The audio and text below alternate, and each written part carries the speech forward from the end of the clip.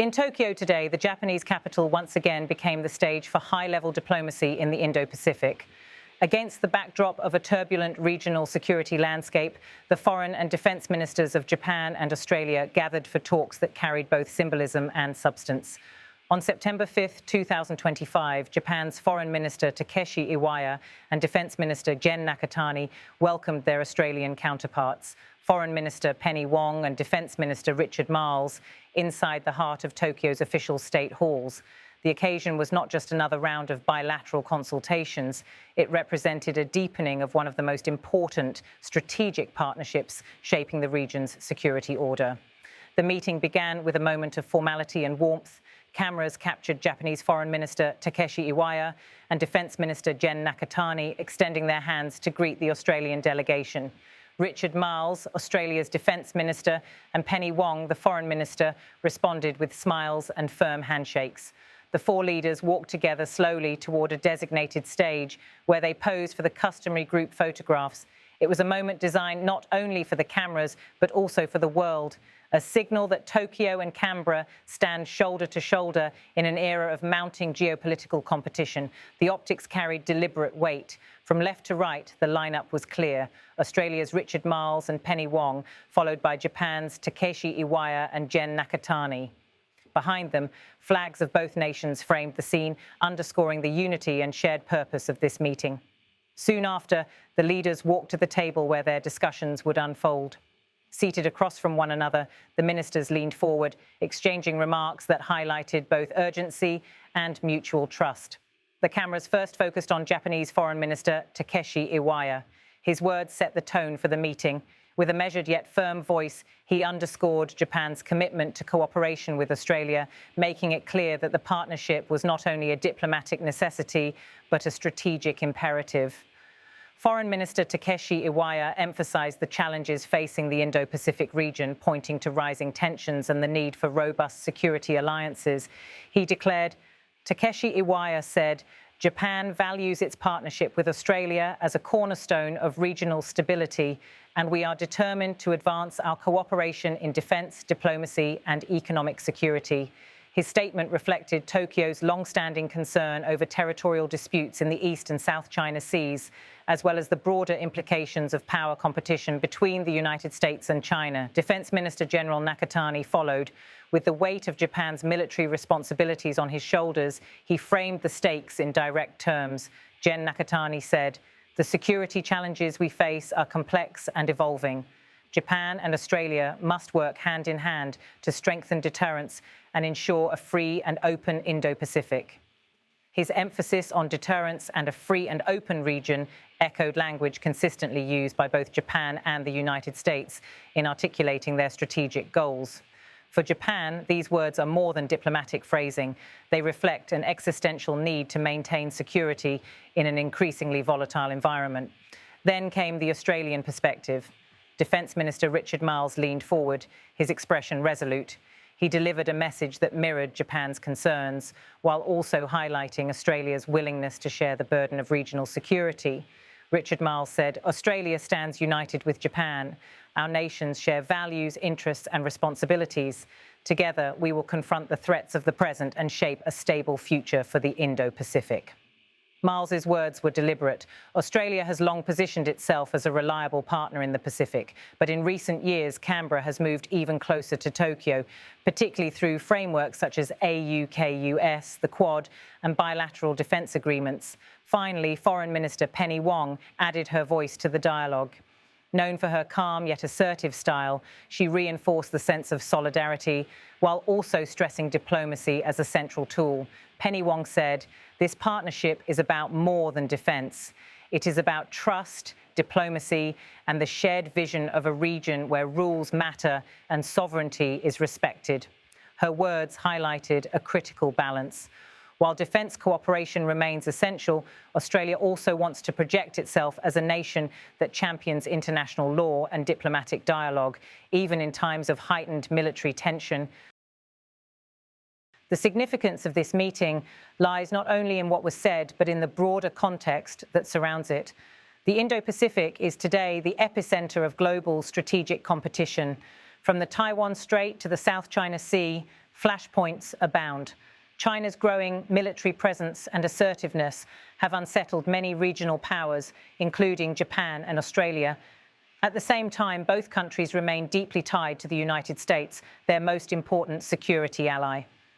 This trilateral alignment, Washington, Tokyo, and Canberra, forms a central axis of deterrence in the region. Japan, under Prime Minister Fumio Kishida's leadership, has accelerated its defence spending, embarking on a historic expansion of its military capabilities.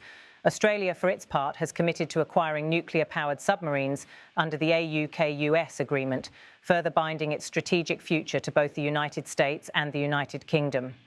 Against this backdrop, the Tokyo meeting was more than ceremonial.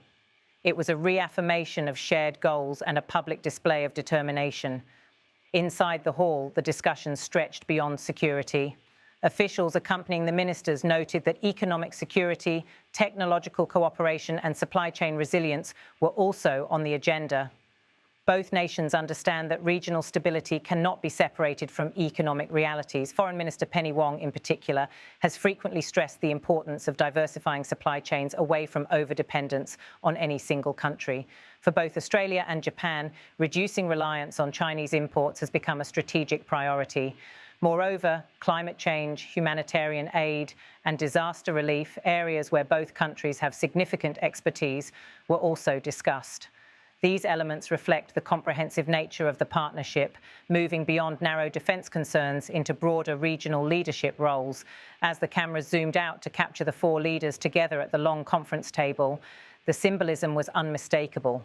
Two democracies, geographically distant but strategically aligned, presenting a united front in the face of common challenges. The ministers nodded and took notes as their counterparts spoke, with moments of seriousness underscored by occasional nods of agreement. The atmosphere was one of shared determination rather than mere formality.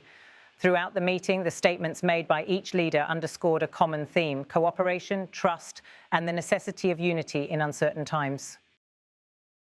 Analysts observing the meeting note that such gatherings are not just about bilateral ties, they send messages across the region. For Beijing, the display of solidarity between Tokyo and Canberra reinforces the perception of a tightening security ring around China. For Washington, it is a welcome development, showcasing allies willing to step up and share responsibility for regional security. For smaller nations in Southeast Asia and the Pacific, the partnership offers both reassurance and a reminder of the shifting balance of power in the Indo-Pacific. By the end of the session, as the cameras rolled one last time, the four ministers were seen leaning in, exchanging final words before turning to their aides.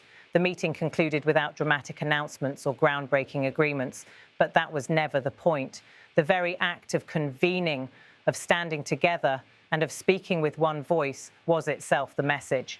As one official close to the talks noted afterward, the meeting was designed to signal unity and continuity. In the language of diplomacy, sometimes showing up and reaffirming commitment carries as much weight as signing new treaties. The images of the day, handshakes, smiles, formal poses, and serious exchanges will now be circulated globally, reinforcing the message that Japan and Australia are determined to stand together. In the months ahead, the outcomes of this partnership will be tested against real challenges: rising tensions in the South China Sea, North Korea's continued weapons testing, and the uncertain trajectory of US-China relations. Yet for now, Tokyo and Canberra have made their intentions clear. Takeshi Iwaya said, "Japan values its partnership with Australia as a cornerstone of regional stability." Gen Nakatani said, "The security challenges we face are complex and evolving." Richard Marles said, "Australia stands united with Japan." Penny Wong said, "This partnership is about more than defence." These words, preserved in their entirety, will echo well beyond the conference room in Tokyo. They capture the spirit of a partnership that is no longer emerging but firmly established, one that will shape the Indo-Pacific in the years to come.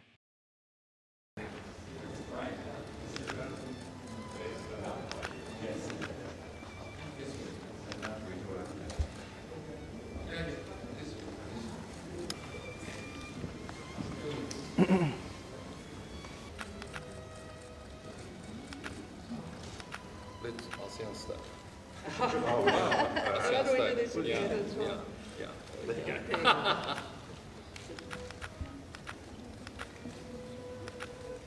Okay.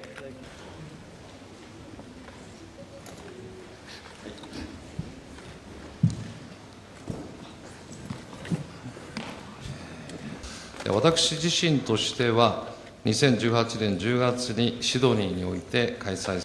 その時、教習揚陸艦のキャンベラにも乗船をさせていただきました。We're two countries which have always shared values as democracies, and not only democracies, but countries which are really committed to a global rules-based order. We do meet at a time where the geostrategic context is highly challenging. I think we all understand that, and we know our region is more contested.